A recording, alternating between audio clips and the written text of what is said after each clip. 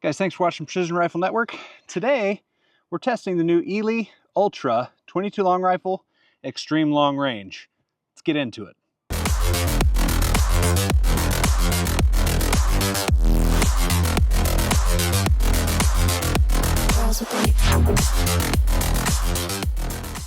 All right, if you've been paying attention to the social medias lately, several content creators have already tested this and have not had that good of results. But I don't like to just take other people's word for it. I like to test it for myself. So we're going to be putting five-shot groups down on paper at 50 yards today.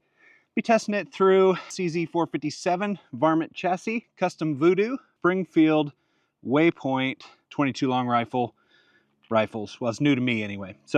But first, I just want to start off by putting groups with each rifle at 50 yards, just so you know that these rifles actually shoot, and it's not just, you know, me messing something up. Malfunctions already. Brain malfunctions.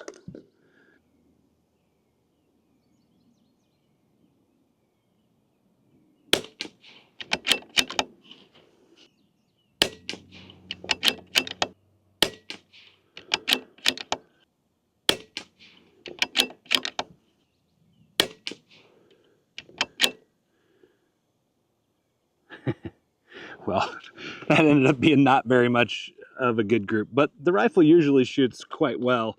I'm going to go ahead and put another one down there, 5-shot group with the SK.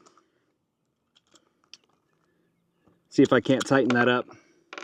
Maybe there's a significant cold bore issue going on because these guns just came from air conditioned inside, all the ammo, everything air conditioned inside to coming outside, and me just trying to throw rounds down there. So I'll hold over. It's going to be easier for my rear bag if I do that. So let me put 1 mil on the target down there.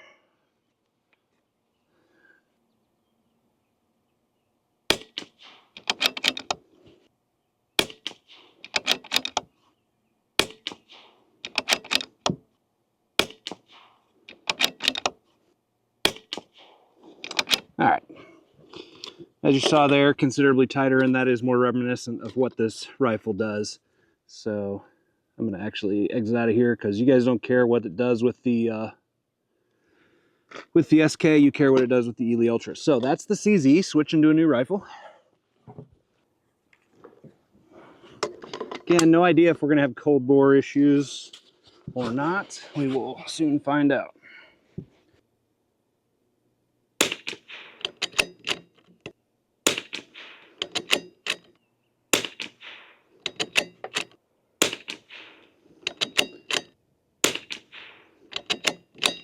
Actually, the one that landed in the center was the cold bore shot, and we're going to count the other 4 as being plenty tight enough to be reminiscent of what this gun is capable of shooting with the SK. And finally, we'll switch to the Waypoint. All right, with the Waypoint, we're going to have to shoot off of a pack because it came with just a sling swivel stud, and I have not converted it to a Picatinny rail at the very least up there. And I don't think there's any kind of ARCA solution. We'll have to see. But for now, I'm shooting off of a pack with this one. Again, Springfield Waypoint 2020. This is the rimfire version of that rifle.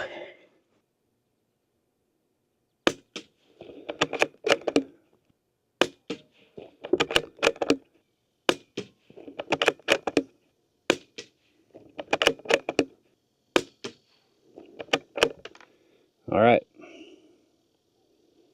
So not as good a group, but clearly not as good of a rifle either.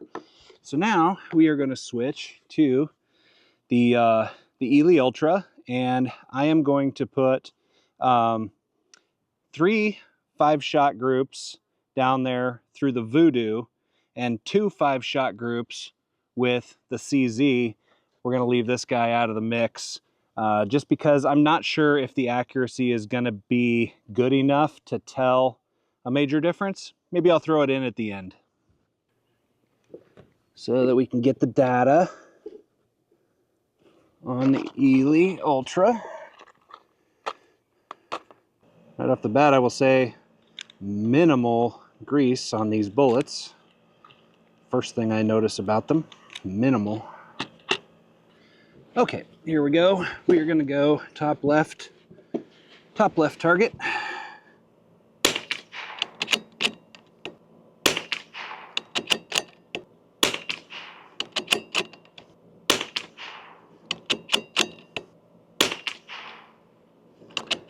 Yeah, not what you'd expect, but let's not be too biased yet. Let's go ahead and put another group down.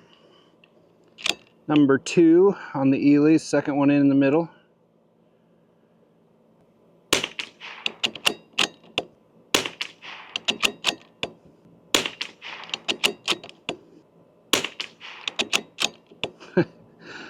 Yeah, just randomly.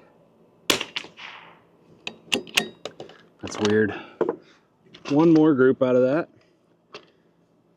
So far, our average velocity is 1129.1 out of 10 shots. No idea on the SD just yet.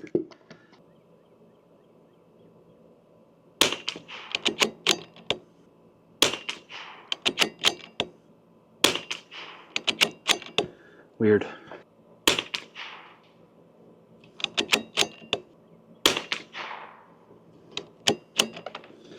Well, honestly, not amazing.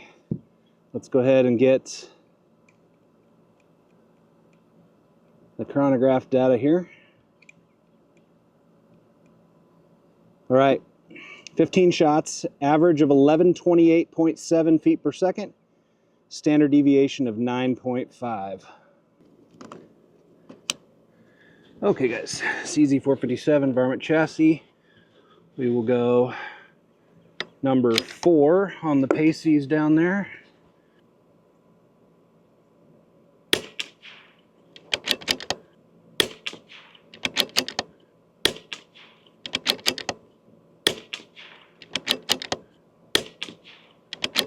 Man, I feel pretty stable too, guys. I'm not sure why it's walking like that. Here we go for the next 5.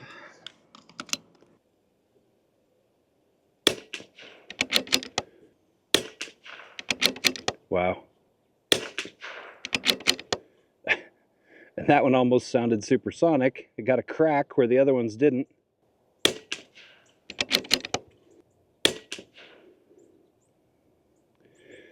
Well, that one wasn't a horrible group, but taken as a whole with all the other ones, not great. I'll tell you what, let's do one more 5-shot group. All I'm doing is holding 2 mils right of the other target. Here we go.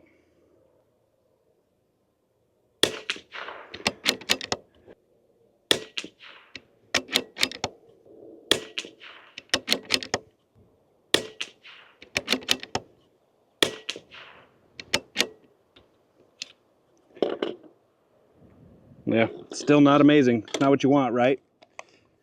Okay, on the CZ, we ended up at 1131.3 feet per second with a standard deviation of 11.5.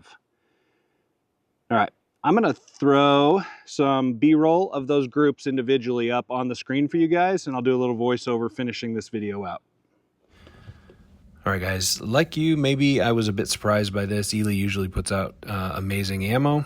This stuff, I'm not going to recommend it too awful highly. My findings are pretty similar with what other content creators have found. It's just inconsistent, and we can't have that, right? Not to mention the SD is almost to the double digits, and we really need kind of the mid-level single digits. You know, 5 is great, 6, 7, okay. But when you start getting up towards 10 on an SD, it's not good enough for competition. So, you know, we see that the SK through the CZ457 put up a 0.4 to 0.5 inch group. You know, the Voodoo 0.3, I'm rounding 0.3 group. The Springfield Waypoint, I kind of probably should have just left that out of the test completely because it's really an untested rifle to me right now. But it shot a 0.7 with the SK, which is not horrible for a little plinking or a hunting rifle. It's not a custom gun or even a semi-custom gun, so I really don't have much to say more about that guy. But, you know, collectively, you look at the Eley ammo, 0.6s, 0.7s, 0.6, 0.7, 0.8, back to 0.6, overall, just not good enough to be used in long-range competition for rimfires, in my opinion, which is unfortunate because Eley usually makes stellar ammo. I would just say more testing is maybe needed and or a response from Eley on this particular ammo before I can recommend it to you guys. Right now, I personally would not waste my money on it if I were you. Thanks for watching. Hit that subscribe button. Stay tuned for more great videos from Precision Rifle Network.